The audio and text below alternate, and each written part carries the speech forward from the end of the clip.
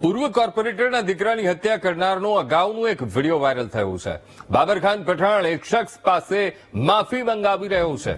રૂપિયાની લેતી દેતીમાં એક શખ્સ પાસે માફી મંગાવતો વિડીયો બાબરખાનનો સામે આવ્યો છે।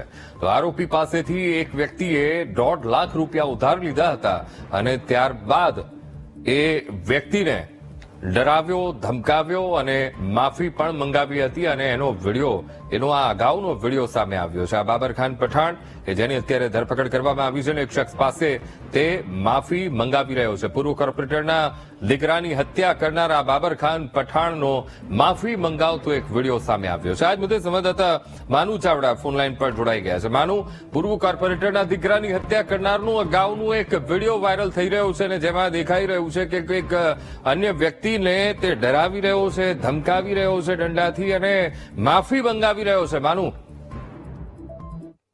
પઠાણ જે પૂર્વ કોર્પોરેટરના પુત્રની હત્યા કરી છે, આરોપીની પોલીસે ધરપકડ કરી છે। બીજી તરફ આ ઘટના બાદ જ એના વિડીયો છે વાયરલ થઈ રહ્યા છે। બાબરખાન પઠાણે એક વ્યક્તિને 1.5 લાખ રૂપિયા આપ્યા હતા ને પરત લેવા માટે થઈ અને એને માર માર્યો, એનો વિડીયો વાયરલ થઈ રહ્યો છે। આ ઉપરાંત જે ઈસમ છે એ માફી માંગી રહ્યો છે, એનો પણ વિડીયો અત્યારે વાયરલ થઈ રહ્યો છે।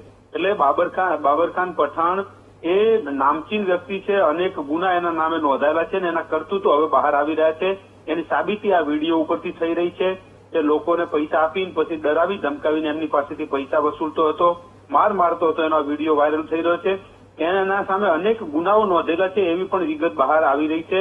અત્યારે હાલ પોલીસ આ તમામ ગુનાઓનું એકત્રીકરણ કરી રહ્યું છે ને એના આધારે સમગ્ર જે એફઆઈઆર છે એ કરવામાં આવશે, પરંતુ આ નામચીન વ્યક્તિ છે ને એના કરતૂતો બહાર આવી રહ્યા છે। જી અંકુર। જી બિલકુલ માનુ, સમગ્ર માહિતી સાથે જોડાવા બદલ આપનો આભાર।